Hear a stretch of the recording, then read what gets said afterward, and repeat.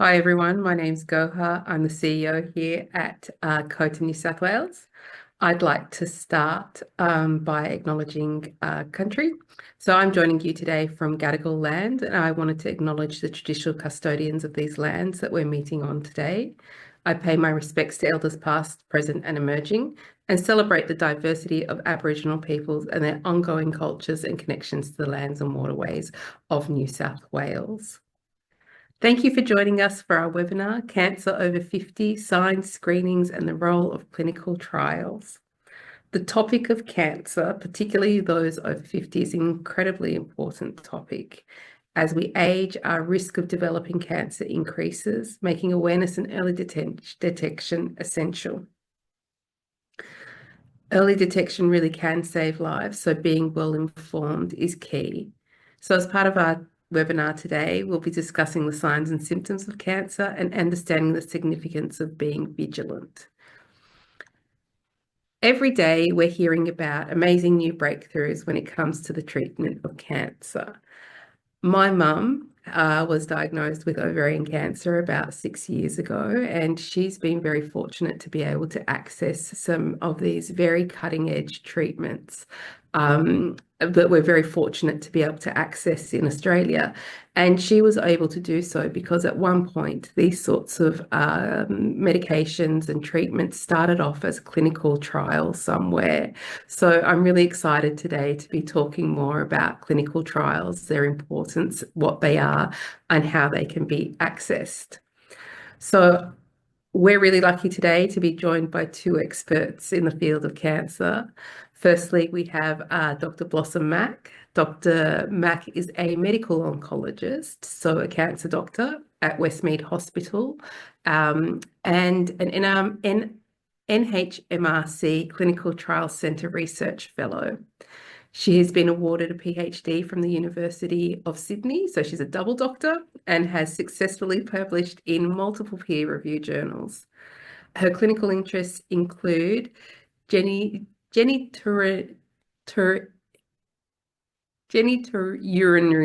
gynecological and breast cancer. She's going to repeat that later and get it right. She's committed to patient-centered evidence-based care and collaborative research. We're lucky to have Dr. Mack with us today, and we'll circle back to you shortly, Dr. Mack. We're also joined by Associate Professor Sam Oakes. Sam has 20 years experience in health and medical research and not-for-profit sectors, and is currently the CEO of ANZUP Clinical Trials Group. She's led significant discoveries in cancer treatment, including strategies for triple-negative breast cancer and pancreatic adenocarcinoma. Sam is an advocate for change, having managed $45 million in breast cancer research funding at the National Breast Cancer Foundation and established the long-term clinical follow-up unit at Omico, enhancing precision medicine in Australia. We'll circle back to Sam soon to hear more about the important roles that clinical trials play. For everyone tuning in, remember we love to see your questions and comments, so please feel free to jump in and get involved and use the chat function.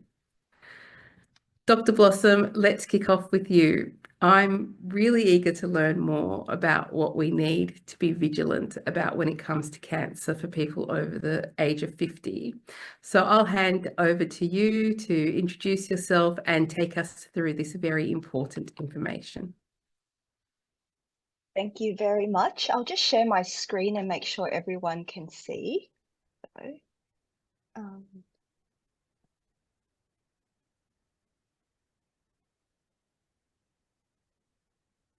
Can everyone see my slides? Yes. Yep, we can Thank see you. those. Okay, great. Oops. So thank you already for the introduction. My name is Blossom Mack, and as mentioned, I'm a medical oncologist or a cancer specialist at Westmead Hospital. And I also work very closely through the NHMRC Clinical Trial Centre with ANZUP, which is a cooperative trials group focusing on urogenital cancers, or below the belt cancers is the easy way to name that group of cancers. So today I'm just going to give a little overview about the early detection and prevention. And that's really because that is the key to be able to provide cancer treatment early to achieve a cure, and to extend life for our patients. So we know that cancer risk increases as we get older, with most cases diagnosed in people over the age of 50. And you can see that from the graph on the right, that the incidence of cancer steeply increases after the age of 50, and even more so after the age of 75, where a third of all cancers are diagnosed in that age group of 75 and older. But it's important to know that making healthy changes at any time can reduce your risk of cancer. Now, the reason why cancer cases increase with age is simply because that over time, the cells in our body become damaged, and cancer develops when there is damage in these same cells building up. Some of this damage can just occur by chance because of normal cell activity, but other times this cell damage is due to things outside the body, and sometimes things that we can change, things like chemicals in cigarette smoke, alcohol, and also too much UV radiation from the sun. Now, when this damage occurs in the cells of our body, oftentimes the cells have a process of self-destructing, and actually our body protects ourselves from the development of cancer. But sometimes the damage in the cells can build up, and then the cells start to behave differently, and that's when they grow out of control and a cancer can grow. And as we age, there's more time for this damage in our cells to build up, and that's why cancer is more likely over the age of 50. In Australia, the most common cancers in order of incidence are firstly the prostate cancer, breast cancer, melanoma, bowel cancer, and lung cancer. And in fact, that urogenital or below the belt cancers are the single biggest group of cancers in Australia. And that is actually correlates to about over 100 people in Australia and New Zealand diagnosed with a below the belt cancer every day, making up 20% of all cancer diagnosis in Australia and New Zealand. And that's why it's really important to be aware of some of the signs and symptoms of this group of cancers, as well as the other common cancers in Australia. Now, moving on to the possible signs of cancers, just a word of warning that just because you have one or more of these possible signs of cancers I'm going to talk about, it doesn't mean you have cancer, as they can be found in other medical conditions, including what we call benign or non-cancerous conditions. So the most important thing to take away from today's talk is that if you do notice any of these signs or concerns, to please see your GP, as early detection is the key for effective treatment. I'll just go into a few of the key signs to just be aware of. Some of the more general signs of cancer can be quite non-specific. So there can be things like unexplained weight loss, unexplained pain, or just feeling more tired or lethargic than usual. Now, I'll talk a little bit more about the below the belt cancers, and the most common one is prostate cancer. So the sign of that are often things related to urination. So a change in that urination, whether it be pain when passing urine, a weak flow, or blood in urine. And sometimes you can get pain in other parts of your body, like the back, the hips, the pelvis, or the chest. Moving on to a different below the belt cancer. With kidney cancer, again, you might see blood in the urine. You might develop lower back pain on one side, or you might feel a new lump in the tummy or the lower back that you've never felt before. With bladder cancer, again, you might have blood in the urine, a burning feeling or pain when passing urine, or problems emptying the bladder. And I think you can see that overlap in presenting symptoms between all the below the belt cancers is an indication why really it's important to speak to your GP when you feel something that is not normal for you, because they really need to go down the diagnostic pathway to work out what's going on. And often these symptoms are also really common in something benign and very treatable, like a urine infection. So it's important really to just be aware of these symptoms and see your GP early so that they can work out what is going on.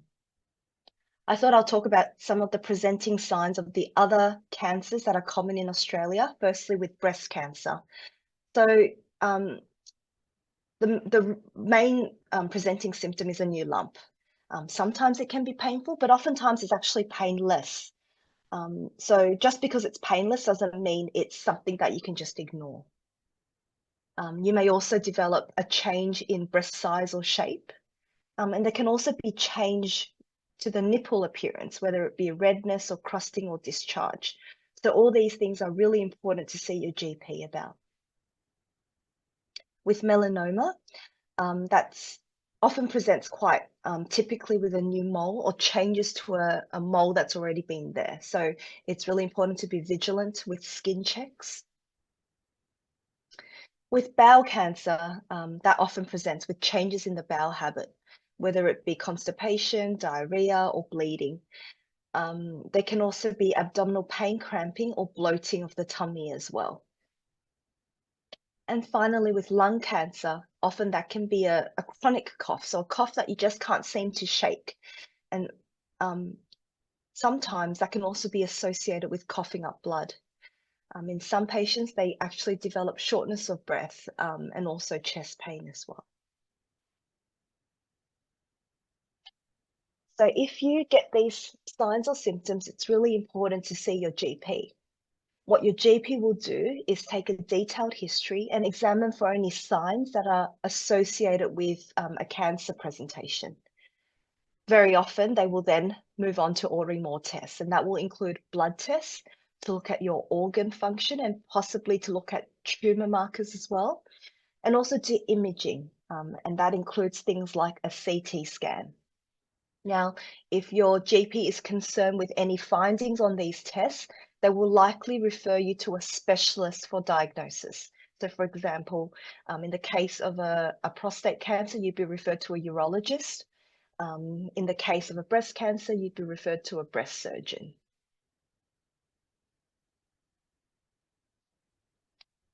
Now, in the situation that you are diagnosed with cancer, you will then suddenly be enveloped by a multidisciplinary team. And that just means a team from all different types of disciplines, different medical specialists, but also different allied health team members as well. And that's because the treatment of cancer requires what we call different modalities or different therapies. This can include surgery, it can include radiation, it can include chemotherapy, and also lots of different other drugs as well, like hormone blocking therapies, targeted therapies, and immunotherapies as well. You will receive supportive care along your treatment journey from specialist nurses, physiotherapists, dietitians, psychologists, social workers, anyone that can really help support you along the treatment journey. And obviously, your GP will continue to play a very crucial role in coordinating all the care and supporting you and your family moving forward. Now, in Australia and around the world, our cancer treatments are all based on evidence. So that means that it had all come from big clinical trials. The way our government approves all these new treatments and new treatment options are all based on clinical trials as well. And so not only does that mean that clinical trials have been vital to put together and help with the recommendations that you will receive in terms of treatment, but it also means that as a patient, you may have the opportunity to participate in clinical trials, which means that you may get access to treatments that otherwise you would not actually be able to get access on standard therapies. And also it will mean that the knowledge that we accrue from that participation can help to benefit other patients down the track. So I've talked about signs and symptoms to be aware of. I've talked about the potential treatments of cancers. What's really important is actually to detect a cancer even before you have symptoms. And we do this through screening programs. So the definition of screening is the detection of a cancer even before a symptom is present in a patient. In Australia, we're lucky enough to have 3 screening programs. Firstly, there's the breast screen program, where women aged between 50 to 74 are eligible to have a free breast screen, and that's a mammogram, every 2 years. Now, more recently, the screening program has actually opened up to women between 40 to 49, as well as women over 75 as well. So that's something of note, and that's really important to detect a breast cancer early, even before it could be palpable or detected by a breast examination. The second screening program we have in Australia is called the National Bowel Cancer Screening Program, and that's open to Australians aged 50 to 74.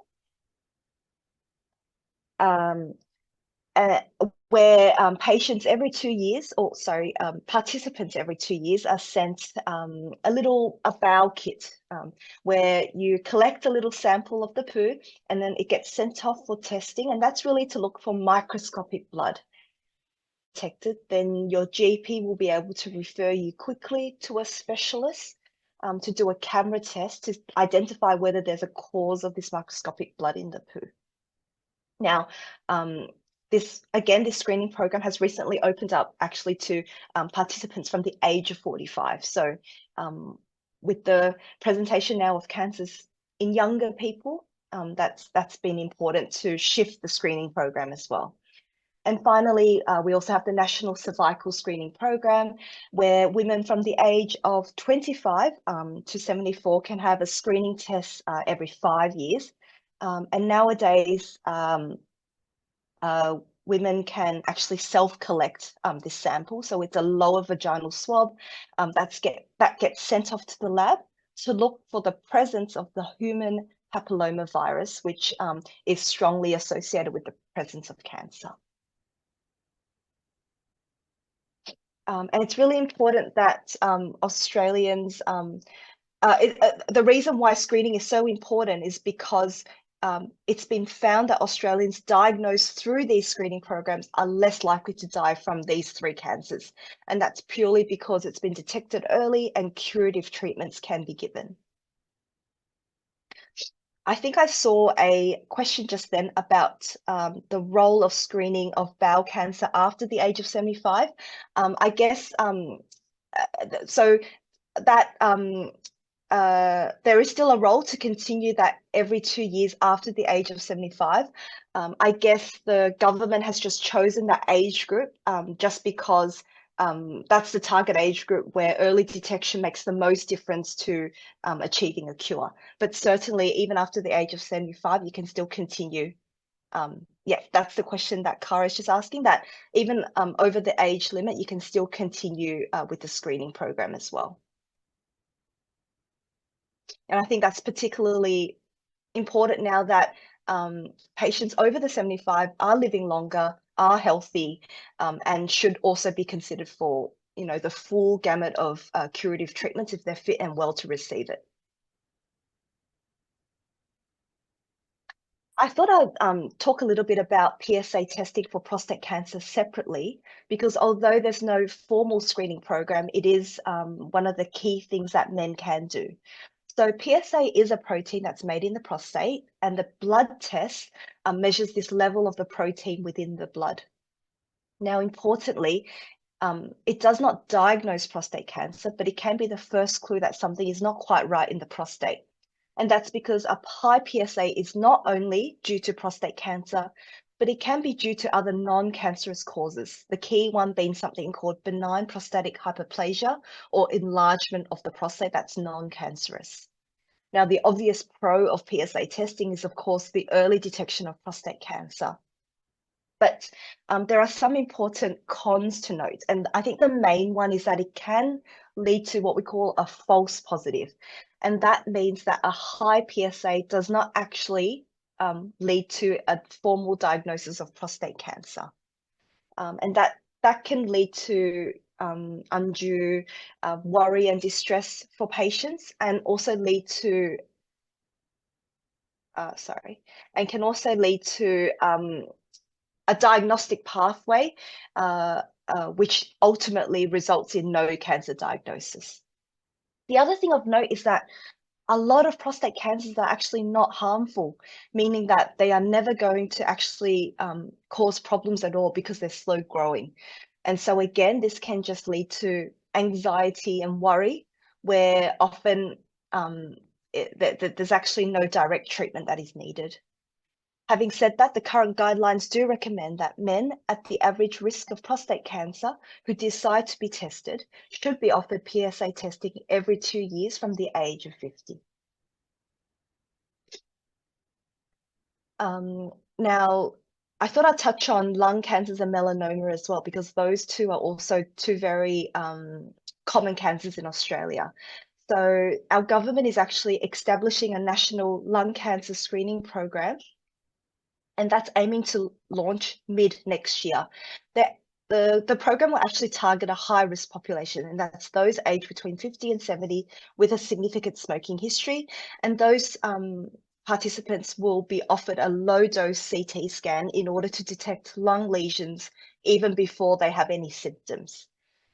And with regards to melanoma and skin cancers, obviously Australia has the highest incidence of skin cancers in the world just because of our geography. And so it's really important to do regular skin checks, not only by yourself, but also with a GP or a skin specialist. I've talked about early detection. I've talked about screening. How can we prevent cancers? And what's really important to know is that at least 1 in 3 cancers could be prevented simply through lifestyle changes. So the things that we can do even from tomorrow include the following. Firstly, quitting smoking is very important. And actually, if a smoker stops smoking, at the 10-year mark of having stopped smoking, the risk of cancer development is half of someone who has continued to smoke. The other important thing is that we should be vigilant about our weight and to avoid excess weight gain.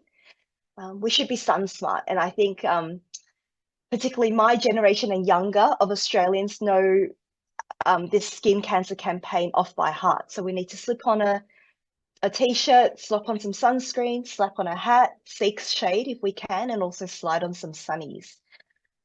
It's really important to limit alcohol, and the current guidelines recommend no more than 10 standard drinks in a week and no more than 4 standard drinks within a day, so no binge drinking. It's important to eat a high fiber diet and cut down on processed meat. And finally, exercise is crucial, not only for cancer prevention, but for a myriad of other health benefits, including cardiovascular health, as well as our mental well-being. And that's it from me today. So thank you very much for your time. Thanks so much for that, Dr. Mack. It was so great to hear about the evidence-based approach that we have here in Australia to the treatment of cancer, and the support that people can get through a multidisciplinary team. That's really fantastic to hear about that. We just, Bronwyn's sharing her story. Her dad had his prostate out due to cancer when he was 62, and now he's 63. So that's really wonderful to hear that great story about, even if you do get that diagnosis of cancer, there are treatments and there are ways available to move through that and to have a long and healthy life from there on. I just wanted to circle back here to another question that we've had from Sally. Sally says that she's over 80 years old, family history of stomach, lung, and bowel cancer. She's had polyps, but seems to be only be able to screen every 5 years. Can she have them done earlier than that in the public hospital system? So I guess it's hard for me to comment on individual stories, but Ultimately, if there is a family history of particularly the bowel cancers and you've been known to have polyps, then I think the recommendation is generally somewhere between 2 to 5 years to have ongoing colonoscopy. So once the important thing to note is that screening is for people without a diagnosis. So if you've got a diagnosis of polyps, then that puts you down the pathway of monitoring rather than what we call screening. And so your GP will be able to refer you to a specialist in order to do regular colonoscopies to monitor for those polyps. Great. So the first point of call there is to have a chat with your GP and see what's available for you. Excellent. The other thing I think maybe is just to clarify, and so that I guess applies to some of these other questions that we've got about, the cutoff ages for screening. Those can continue with your GP, and it's about having that conversation. Is that right, Dr. Mack? Absolutely. I think, as I said, the screening program just has to be cost effective. So the government has targeted a window of age in order to, send out those every second year letters and SMSs to remind patients. But ultimately, those screening things should continue, particularly if you're fit and well. Excellent, fantastic. Now, we had another question come in over the emails, and one of our subscribers were asking about availability of screening and accessing screening in regional areas in New South Wales. How do you go about getting, is there any differences between regional and metro areas in terms of screening? Where can you go to get more information about how you access that screening, especially in those regional areas? Yeah, so I think absolutely your local GP would be the one who will have all the local knowledge. But just in a general, just general information that these screening programs are available for our regional and remote patients as well. And so, for example, the breast screen van rotates through the remote and regional areas, providing that service to that geographical area as well. And so it is important to still access those services. Now, I guess the difficulty then comes with the diagnosis and accessing treatment, because while it's all well and good to be able to get the diagnosis, then getting treatment, unfortunately, for some patients does mean you have to go to the big smoke. And the reason for that is because some of these cancers are not common. And so you need specialist surgeons who have the expertise of dealing with these cancers day in, day out to be able to operate on these patients. So for example, I work at Westmead Hospital. I work with the gynecological surgeons here, and they see patients in Dubbo, in Bathurst. We service Western New South Wales, and that's because they have the expertise to be able to do the specialist gynecological surgeries. And that's why sometimes, unfortunately, our rural patients do have to travel. And in those cases, we do have social workers to support those patients in terms of the logistics and the difficulties with that. Fantastic. Thanks for that, Dr. Mack. Now, Diane has a very specific question here. So maybe you can give her some guidance on how to navigate getting an answer to the specific question. So Diane's asking, what sort of screening should someone have who has had breast cancer, a double mastectomy, and then reconstruction now 10 years on? So how do you navigate that sort of understanding? Yeah, so in those situations, often the breast surgeon is the best person to have that discussion with. Generally speaking, once the breast tissue has been removed, that you don't necessarily need that regular imaging surveillance that other women will get who have only had a lumpectomy. But definitely, that's a good question that the breast surgeon will be able to answer.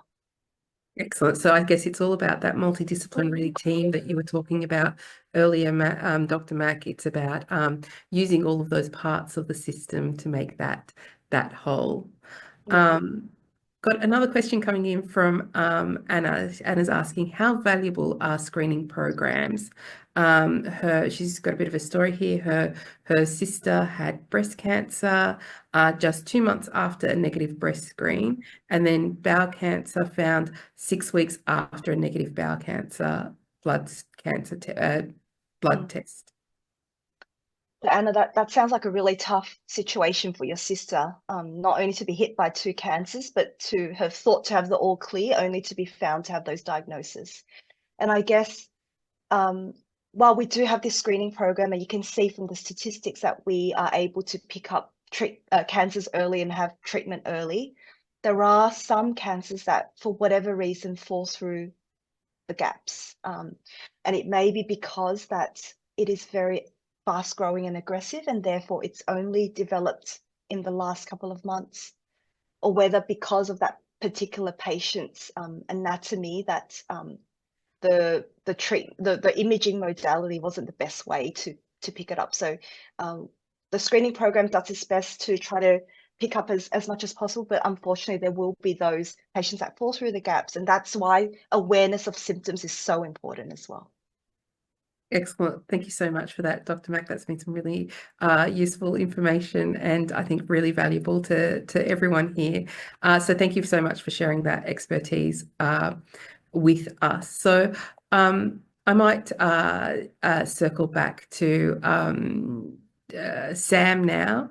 Sam is going to talk to us about clinical trials, the importance of clinical trials. And as I've mentioned before, my mum has had the benefit of coming through having a diagnosis of cancer and being able to access some amazing, treatments thanks to clinical trials. So Sam, without further ado, I'll hand over to yourself to take us through.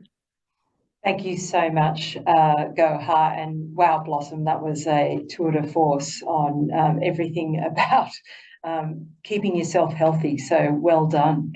Goha, I'm just checking. Can you see my screen? And I'm just going to... Yes, absolutely can see your screen now. Okay, fantastic. So look, it's my great pleasure to talk to the Council of the Ageing in New South Wales today. I noticed someone was there from Port Macquarie, and I was born in Port Macquarie, so hi, I love the place. Given that I'm about to reach my amazing milestone birthday next year, I look forward to being part of your community as well. So I am the CEO of the Australian and New Zealand Urogenital and Prostate Cancer Trials Group, and we are one of the 14 collaborative clinical trials groups that the federal government supports with infrastructure funding across Australia. Our mission is really simple.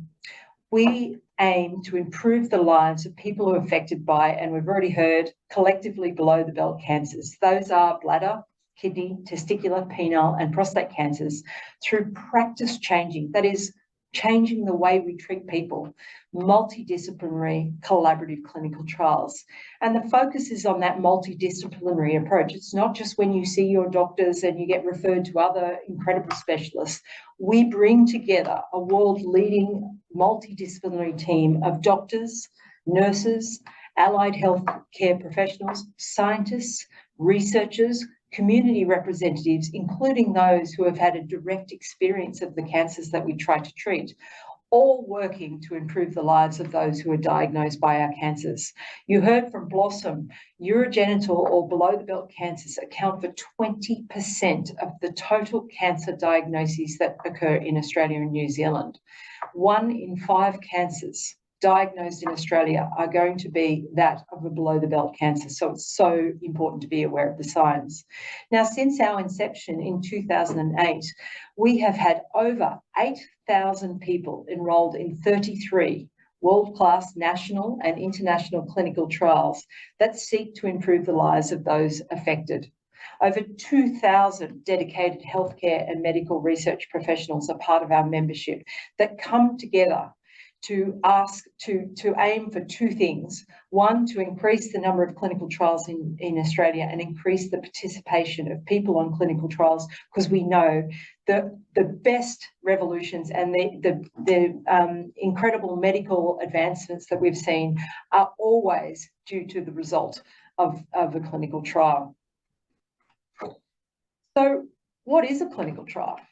Well, basically, it's a research experiment that involves human participation, human participants.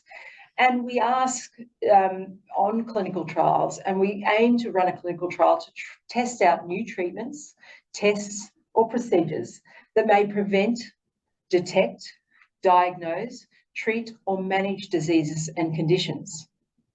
A clinical trial might also examine how people respond to a new type of intervention. That could be a drug, or it could be surgery, or it could be a new type of diet, or taking out a particular dietary aspect to see whether that could improve the lives of the participant. Other outcomes of trials might include other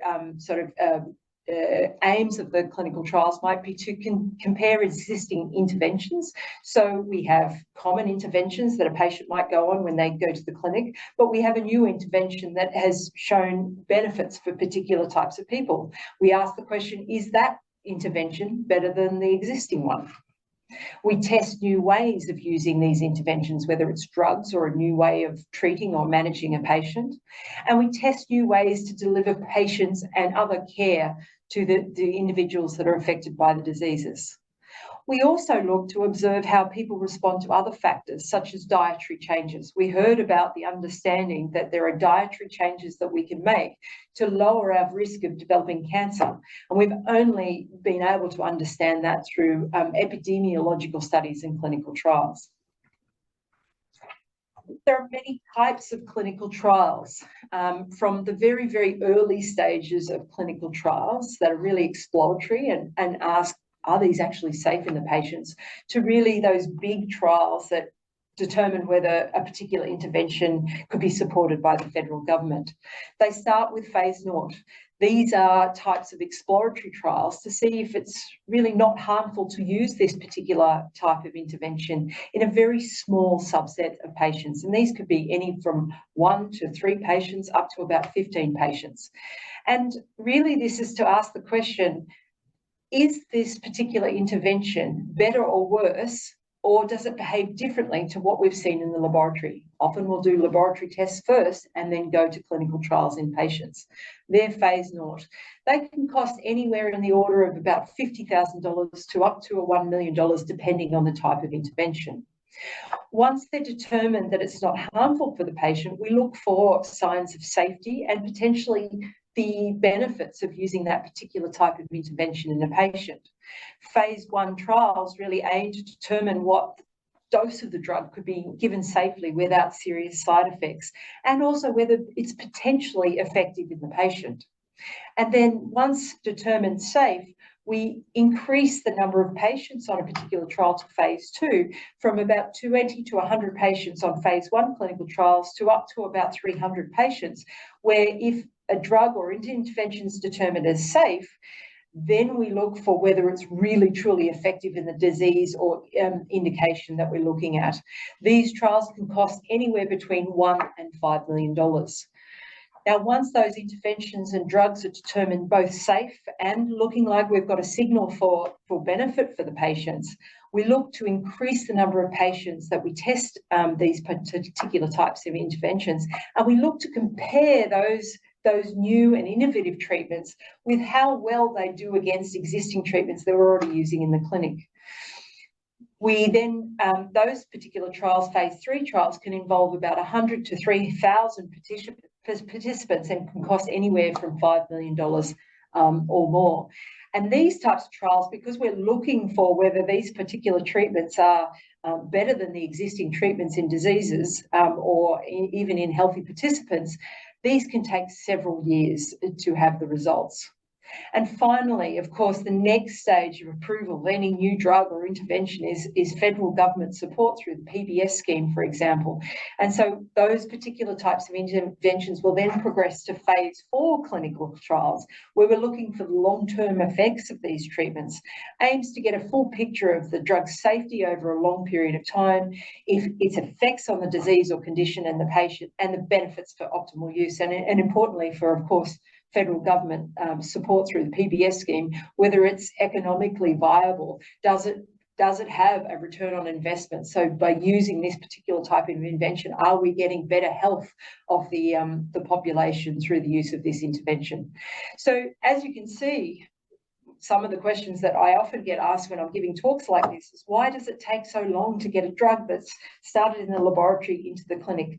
You can see that clinical trials are really important to determine the safety the efficacy and the viability of that particular type of treatment. And it can take several years to determine the evidence base to make sure that we're comfortable that this is the right treatment to use in the right patient setting. So we heard from Blossom. It's so important that people put their hand up for taking part in clinical trials. Ultimately, advancements in medicine are the result of a clinical trial. And there are multiple types of clinical trials, as we've heard. If you are healthy, you can also choose to participate in clinical trials.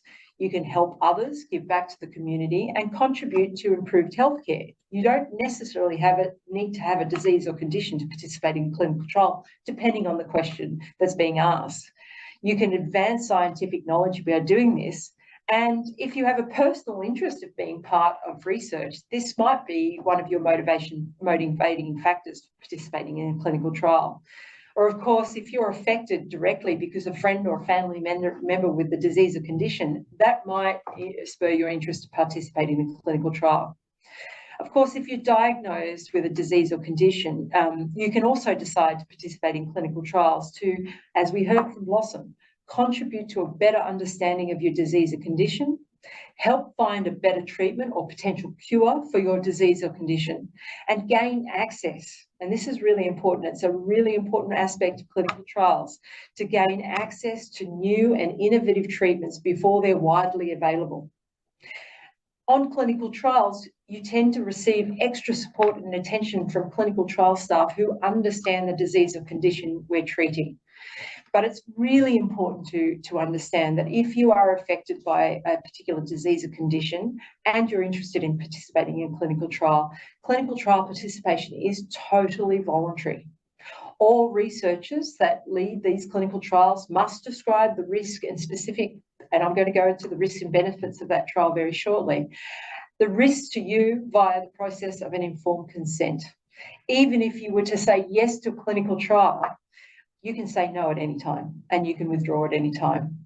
And we are under, like all the other clinical trials groups, strict guidelines and regulations, and the rights and safety and well-being of all participants who are participating in clinical trial are the most important considerations in when we deliver a clinical trial.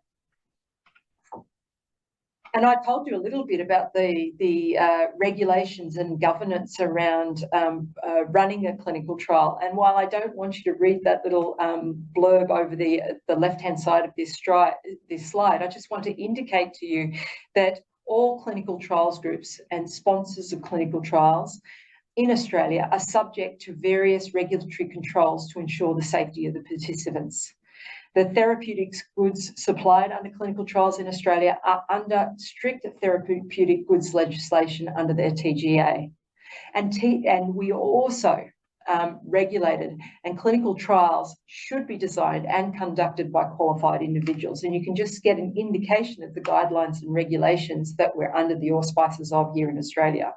Now, clinical trials are some of the most incredible human experiments that gives us advances in clinical medicine. And you should know that clinical trials in Australia are some of the best in the world and provide the best outcomes for our patients. So we're really excited to be part of the health and medical research landscape, making a big impact on the lives of those affected by the diseases. I just thought I'd throw this slide out to you that obviously is risks and benefits in participating in a clinical trial. And I sort of thought I'd just go through a few of those aspects, the potential benefits and the potential risks of participating in a clinical trial should you be diagnosed with a condition and be eligible for a clinical trial. Along with, of course, the benefits that I talked about before about finding better treatments and therapies, and, as well as diagnostic tests. Benefits of taking part in a clinical trial may include that the new intervention or the innovative new treatment may be better for you for your condition and has fewer side effects than what you're receiving now. You may gain access to these new treatments before they're available to the general public. And you play an active role in your own healthcare in gaining a greater understanding of disease and condition. Close monitoring of your condition is particularly important, as clinical trials and clinical trial staff will be looking after you and giving you a high level of monitoring and understanding of your condition to make sure that you're getting the best benefit out of the clinical trial. And of course, the increased understanding of how best to treat a particular disease or condition. Of course, not all clinical trials are positive. So there are some potential risks involved in clinical trials, including the new intervention just may not work for you. It may not be as effective as the established interventions and standard of care. And there could be, because it is a clinical trial, unpleasant, serious, or even life-threatening side effects. And of course, this is highly dependent on the stage of clinical trial, whether it's those early clinical trials or a more advanced clinical trial that's proven its safety and efficacy. Participation also might require increased visits to the clinic, increased treatments, and hospital visits or other tests. And so that might increase the anxiety around your condition if diagnosed. And there, of course, might be unanticipated risks due to the limited use or testing of the intervention in humans yet. Depends on the type and phase of the trial, of course. If you are diagnosed with a condition, as Blossom stated before, obviously your first point of call is your GP. If you're concerned about any signs or symptoms, please take yourself to the GP and look after yourself. Be aware of your body, be aware of the things that aren't quite normal, and talk to your health practitioner. If you are unfortunate enough to be diagnosed with a condition that may make you eligible for a clinical trial, again, talk to your health practitioner. They are the port of call. They're your person in the corner looking after you. And there might be questions that you have around your own healthcare. It should be noted that you can ask any question. It's your body. It's your journey, and you should be very comfortable asking any question should you are thinking about participating in a clinical trial. I pulled this off the Cancer Victoria information website, actually, questions to ask your doctor. So there's a whole bunch of questions that you might think about asking your doctor if you are thinking about participating in a clinical trial. And they include, would this trial be suitable for me? How long does the study last? Who is running the trial? How many people will be involved, what stage of the trial it is, etc. So I'll leave that with you, and you know, you'll have the slides available to you. Please use the resources available on the web to help you and inform you so that you can take your own actions with your own healthcare. Interested in participating in a clinical trial, you can go on the Australian Clinical Trials website to find out more about clinical trials. Again, we're providing you the links that you can look for. But again, if you are concerned about anything, please go see your health practitioner. If you've been diagnosed with cancer, your health practitioner may be able to identify best treatments and also possible clinical trials that might be suitable. So please speak to your health practitioner. Noting that we're coming to sort of the conclusion of the time, and I saw Gohar popping into my screen, I'm just going to touch on a couple of the trials that ANZUP Cancer Trials Group have run, and really demonstrates the impact of the types of research and types of impacts that you can have when you run a clinical trial. One of our large phase 3 international clinical trials is called ANZUP. This tests a new type of hormone therapy that shuts down the way prostate cancer cells actually grow. This is a large phase 3 with 1,125 patients diagnosed with metastatic hormone-sensitive prostate cancer. That is, the cancer has spread throughout the body. We had patients recruited in Australia, New Zealand, Canada, the US, Ireland, and the UK. And people who received the treatment had a 33% improvement in survival compared to people receiving standard treatment alone, and 60% improvement in the time it takes for the cancer to get worse. Many patients actually remain on this trial, on study treatment, are doing well. We've had to extend the trial because they're doing so well. And thanks to this trial and others, this particular hormone therapy is now on the PBS and accessible for those with prostate cancer. And the other therapy I wanted to touch on that we're testing at the moment is something called theranostic treatment, and that is radioligand therapy. There's a new revolution happening in prostate cancer with the use of lutetium PSMA. PSMA is a protein that's present on all of the prostate cancer cells, and you can see on the left-hand side, it can be detected in metastatic deposits all throughout the body. Lutetium PSMA is a type of treatment that goes out and finds all of those prostate cancer cells and delivers a small radiation dose to kill the cancer cells. Recently, we did a trial called Therapy that demonstrated that 200 people diagnosed with metastatic prostate cancer, either randomized to receive this treatment or the standard chemotherapy, actually did the same as the standard chemotherapy, but importantly had less side effects from lutetium PSMA than the chemotherapy. So it might be a suitable alternative. But the real exciting results are coming really now. Our ANZUP trial is testing the combination of those two treatments I talked about, that hormone therapy enzalutamide plus lutetium PSMA. And we can use this particular theranostic treatment, lutetium PSMA, to not only deliver the radiation dose in the patient, but also detect the fact that the disease is disappearing in the patient. You can see that indicated in the blue here on the right-hand side. 162 people from 15 sites across the country diagnosed with metastatic prostate cancer participated in this clinical trial to test whether this combination was better than enzalutamide alone. And in fact, for 60% of the patients who received the combination, there was a doubling in the time it took for the cancer to get worse. So the last thing I'll show you is just a story from one of our consumers, and I'll leave that with you for my final comments.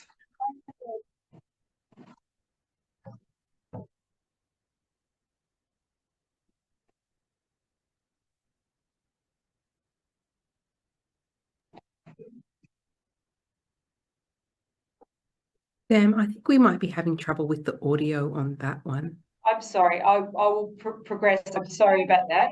I'll go to the next slide. But that's okay. We can link that through to our page as well. So if you give us a link to that for anyone who wants to have a look through that, we will definitely link through to it and send it out.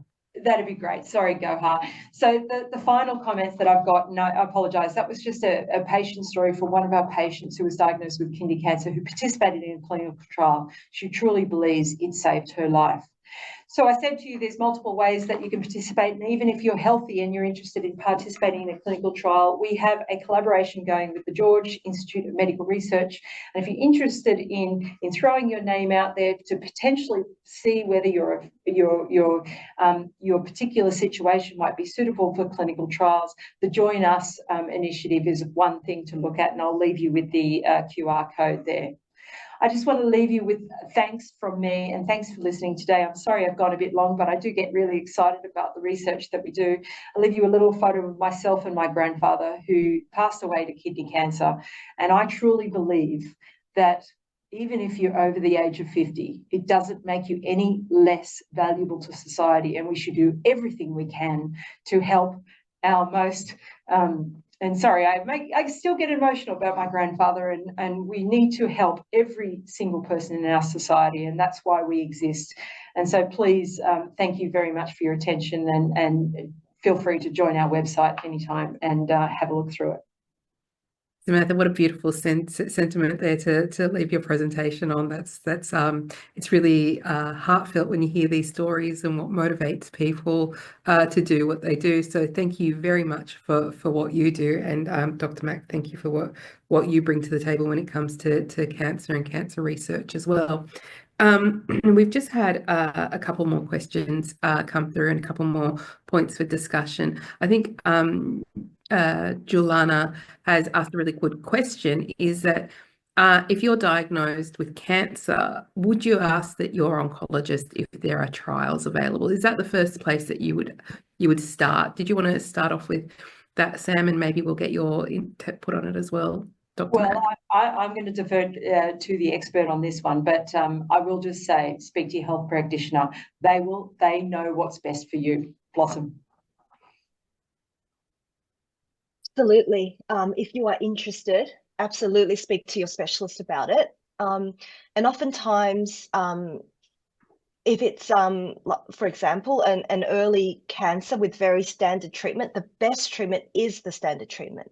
But sometimes, in different situations, it is better to consider a clinical trial where you can get, as Sam said, a novel therapy. And sometimes that might mean actually a clinical trial not in your own centre. It might mean moving to a different centre in a different part of Sydney. And so there are all those things to consider. So definitely speak to your specialist if you're interested. And that seems to have worked for Francis. In Francis's case, they were referred to their medical oncologist referred them to a clinical trial with CASP. So Sam, I had a question for you that I often see people asking, is that they're worried about going on a clinical trial and they're going to get the placebo. They're not going to get the real drug, and they're not going to be the ones that might potentially benefit first from this. So do you want to talk us through what your perspective is on the control group, so to speak? Well, and again, it would be great for Blossom to comment on this. So we talk about what's called equipoise. And so sometimes when we enter a trial, we don't know whether the treatment's better or worse than the standard or the placebo. So even if you're in the placebo group, often you'll get the standard of care plus a placebo that compares directly to the treatment that we're asking for. Now, we don't know whether it's better or worse, and sometimes actually being on that group might be better. But of course, that's the point of running the clinical trial. We need to ask those questions. But there are, and again, Blossom has a lot more experience in this than me, that we regularly have what's called an independent data safety and monitoring committee that meets independently from those that are actually actively running those trials. And they will look at the statistics. They will look at what's happening in the trial. And sometimes the trial will be stopped because it's obvious that one intervention is better than the other. Or sometimes there'll be options where patients will cross over and receive the better treatment. Blossom, would you like to add any comments to that? No, I think you've summarized it beautifully. Essentially, patients receiving placebo doesn't mean they get nothing. As Sam says, they get what is considered the standard of care. So in Sam's example, for example, of the enzamet study, the arm or the group of patients who didn't get the enzalutamide, they got what was standard treatment, which is the hormone blocking treatments, the chemotherapy. So that's why going on a clinical trial doesn't mean you lose out on receiving standard treatment. Excellent, fantastic. Anna's asking for a copy of the presentations for the webinar. She'd like to look at the graphs and figures, and I will send that out afterwards, and there'll also be a recording that you can go back to as well for anyone who wants to participate in that as well. I wanted to thank Sam and Blossom for their time, their expertise, and not just in the webinar that we're speaking to today, but also generally in the field of cancer. It's really important work that you do. It touches so many lives, and we're so grateful for the work that you do, and create an environment in Australia where we do have access to world-class teams. We do have access to world-class clinical trials, and we're really lucky to be able to have those things. And I thought, well, let's end on this really great story from Margaret. So Margaret's in a regional area. She's had family members who've had great care when they were diagnosed. Her uncle had a secondary melanoma to the brain. Mother had a secondary melanoma to the lung. Father with bowel cancer and a 3-time survivor. Husband with stage 4 cancer and was also treated for pneumonia. And she is really grateful for the medical personnel who have helped them out and treated them to the best of their abilities. So thanks again to both of you. And thanks to all of our participants today. Really appreciate your time.